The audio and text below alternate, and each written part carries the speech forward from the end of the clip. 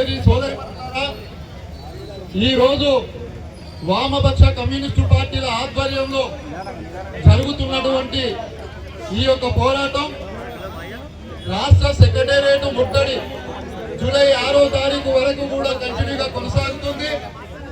ఈ యొక్క పోరాట కార్యక్రమంలో దశలుగా పాల్గొని సాధించాల్సినటువంటి అవసరం గుడిసెవాసుల పైన ఉంటుంది. ముఖ్యంగా మనందరికీ క్రమశిక్షణ అవసరం.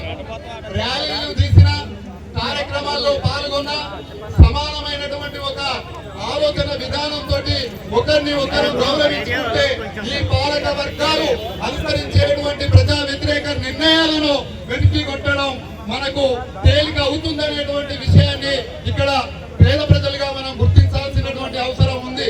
ఇవాళ భూ పోరాటం కొనసాగినటువంటి గడ్డ వీర తెలంగాణ రైతాంగ సాయుధ పోరాట వారసత్వం కలిగినటువంటి ఈ తెలంగాణ గడ్డ. ఈ తెలంగాణ గడ్డకు తలమానికంగా ఉండవన్నటువంటి పోరాటాల పురిటి గడ్డ వరంగల్లోనే ఈ రోజు గుడిసెవాసుల యొక్క అస్తిత్వాన్ని దెబ్బకొట్టి రియల్ ఎస్టేట్ భూ కబ్జాదారులకు గుడిసెవాసుల భూములను అప్పజెప్పడానికి ఇక్కడ ఉండవన్నటువంటి రాష్ట్ర ప్రభుత్వం ఒక కుట్రపూరితంగా వ్యవహరిస్తా ఉన్నది.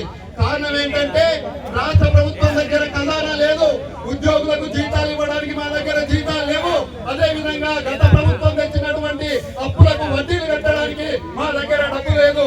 కాబట్టి ప్రభుత్వ భూములు ఎక్కడ ఉంటే అక్కడ అమ్మి వచ్చిన ఆదాయంతో ఉద్యోగస్తుల జీతాలు మేము ఇవ్వాలి అని చెప్పి ప్రయత్నం చేయడం అనేది జరుగుతూ ఉంది. దాంట్లో భాగంగానే అనేక పోరాటాల ఫలితంగా సాధించినటువంటి ఇక్కడ ఏదైతే బాల సముద్రంలో ఉన్నటువంటి భూమి ఉందో దాన్ని కూడా ఈ ప్రభుత్వం వేలం పాటలు వేయాలని ప్రయత్నం చేస్తుంది. అలాగే అజాందాయి భూముల్ని వేలం పాటలు వేయాలని పనిచేస్తా ఉంది. అక్కడ కార్మిక భవనాన్ని కూడా వేలకు వచ్చింది. అంతేకాకుండా ఓరగల్లు రక్షణ కోసం కట్టినటువంటి కాకతీయుల కట్టడమైనటువంటి కాకతీయ కట్ట కాలువని కూడా ఈ యొక్క భూమాఫియా ఆక్రమించుకోవడం అనేది జరుగుతూ ఉంది. వరంగల్